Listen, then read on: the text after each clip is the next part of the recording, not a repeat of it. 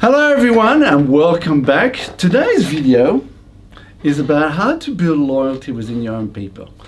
And I'm really glad to have Peter Netra with us again. Welcome back. Thank you. Excellent. So let's define what is loyalty.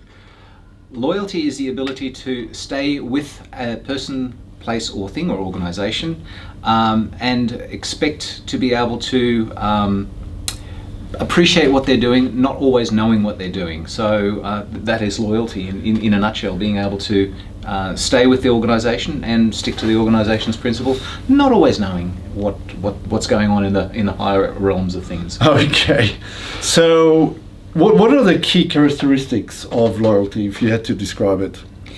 Loyalty is almost like a character point from the inside, where your intentions are, as a loyal person, is to be all that you can be for the organization, to uphold its internal and external virtues, and to live those virtues as if they were your own, essentially.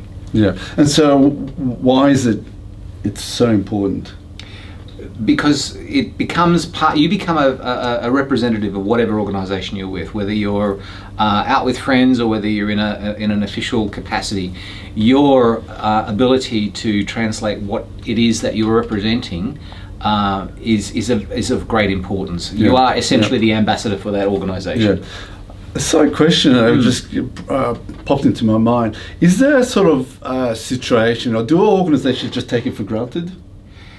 I believe that it is a valid assumption to make when somebody signs on with your organisation. I think there is an expectation, an unwritten expectation, that you are loyal, which is not out of the bounds of reason. I think you can say that if you sign on with an organisation, yeah, you're also signing on to loyalty with that organisation.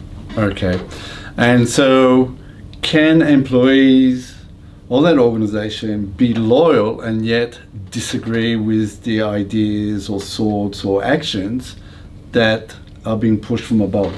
Absolutely. In any organization. So let's take a team sport, for instance. You may not always agree with whatever the coach or the team leader is saying, but at the end of the day, the play is the team's play. Just as in an organisation, you may not always agree with what's going on, but it is going to be the organisational play. And then it becomes the organisation pulling together as a cohesive unit and going forward with the way that they've charted. Okay. So my next question is, so how do employees show loyalty? Because it's pretty hard. How does someone show loyalty? Yeah, it's one of those questions. You can sometimes only see it when it's absent. Yeah, actually, that's a good point. So, and I guess that gets back to your question. What is the expectation? There is an assumption that everybody's loyal until they're not. But there are certain things, obviously, that progress along that pathway before people become disloyal. Yeah. And is there a way that, for example, a manager or a supervisor or even the executive, can they test it? Oh, absolutely, they can test it. I mean, there are many organisations that put regular tests, for want of a better word, into play, and most astute people within that organisation will either recognise it or they will operate as if this wasn't a test and this was a for real scenario. Yeah. And I know the idea that, once you join an organization, you show loyalty to that organization. But how does it work from the other way around? Do the employers need to show loyalty to the employees? Absolutely. I can see loyalty as a commodity, essentially, and as an employee expends loyalty in terms of a commodity. The expectation is that will then be shown in whatever way is important to that employee in return. Yeah. And we sort of discussed before in terms of a situation where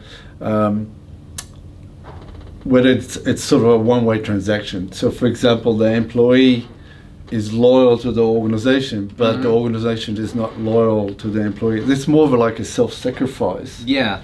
And we see it in, for example, sports like basketball, where you could have the key player, and the teammates have to be loyal to that person, and so forth, without that sort of expectation.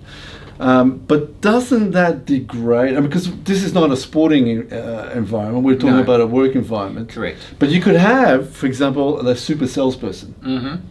So should his or her colleagues be sort of loyal to this salesperson because they're generating 80% of their revenue, for example? Yeah, and in truth, yes. But there are other factors that there needs to be some return out of that as well too.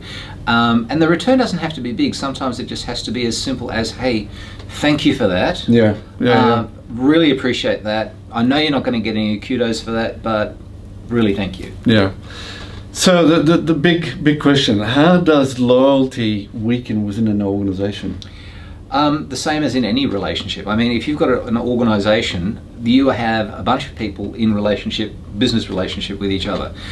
If it becomes very one-sided, at one point in time, the person who's doing all the giving is going to say, well, this is not working for me anymore. And this is where loyalty can become eroded. The people with character will stick their hand up and say, I can't do this anymore. But then you also have other people who get a little underhanded about things. Yes, that's true. And what are the potential risks then, or that followed, when loyalty starts to diminish?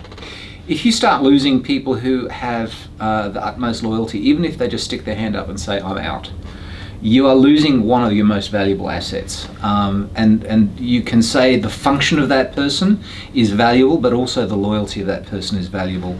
It's very hard to find people who've got enough character to say, you know what, this is it, I'm calling it. And that has to be respected. I think it needs to be addressed before it gets to that point. The second side of that is that you can get people who can become quite jaded by the experience and decide that they're going to receive some of that remuneration they didn't receive in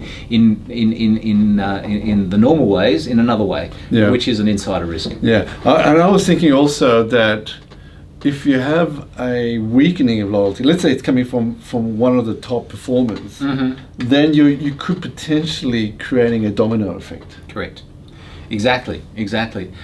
Usually you'll find that the performers have a huge influence on the people that support them. And I have seen it where super salespeople, let's put it as salespeople, have taken the whole support team with them, lock, stock and barrel, moved out, created a competitive company, and absolutely aced it from that point. All right.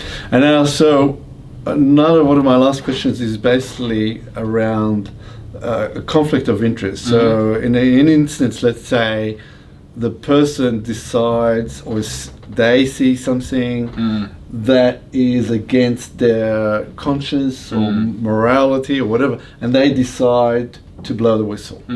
So one side, they want to be, or can they be loyal to the organization? What do you think is going through the mind in terms of this? Is this seen as a conflict of interest? Yes, and also no. The person who is a whistleblower has decided that their loyalty now lies with the recipients of the information, most of the time the customers or the recipients of a service, or the general public. They believe that now their loyalty has to be with the people that they service.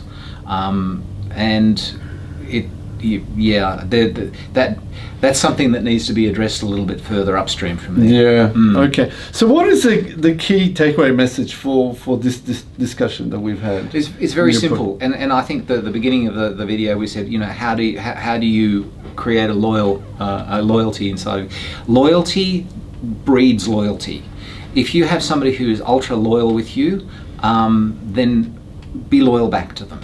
It's very simple, and you'll find that your level of intensity of loyalty, for what if you had a meter, will go through the roof. Acknowledge, and it doesn't cost anything to acknowledge, and it doesn't cost anything to be loyal. Yes, such a great impact, and simplicity, I think, is the key. So, as you said, loyalty begets loyalty.